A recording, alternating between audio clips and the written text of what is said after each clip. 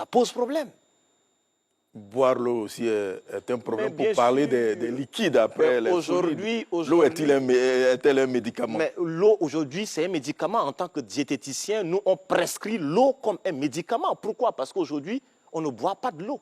Vous savez, la formule même pour calculer simple la quantité d'eau à boire, c'est 1 kg pour 40 ml d'eau. Malheureusement, aujourd'hui, à peine il boit 1 à 2 verres d'eau, il pense qu'il a déjà tellement bu. Mais lorsque le corps souffre d'une déshydratation, on fait souffrir les cellules. Le corps devient acidifiant et c'est difficile d'épurer le corps des déchets toxiques. Un exemple simple.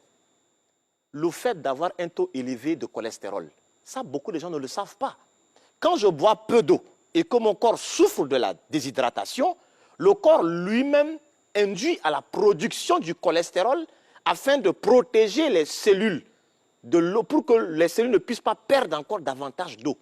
Donc, si tu souffres de l'hypercholestérolémie et puis tu ne bois pas encore de l'eau, tu te fais doublement mal. Donc, l'eau aujourd'hui, véritablement, c'est un médicament. Et on doit boire de l'eau. Finalement, pour un homme, quelle est la quantité d'eau recommandée par jour? Alors, si tu pèses 60 kg, ben, tu dois boire autour de 2,4 litres d'eau. Si tu pèses 70 kg, ben, il te faut boire 2,8 litres d'eau. Si tu pèses 100 kg, il te faut boire autour de 4 litres d'eau.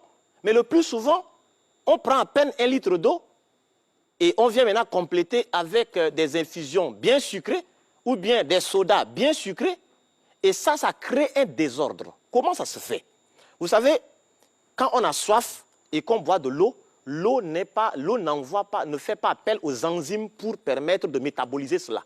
Mais lorsque je prends du sucre avec, je ne sais pas, du thé, du Nescafé, tout ce que vous savez, ben, le corps envoie des enzymes et ça crée des problèmes. Et aujourd'hui, c'est difficile d'arriver à faire la différence entre la sensation de la soif et de la faim.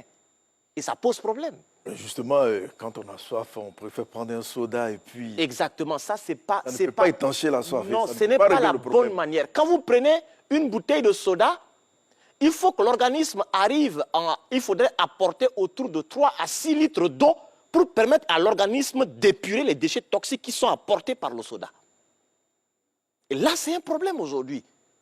Et à la longue, nous devenons maintenant un déchet métabolique terrible et on devient comme c'est un central nucléaire de déchets toxiques. C'est inquiétant, mais ça fait aussi rire.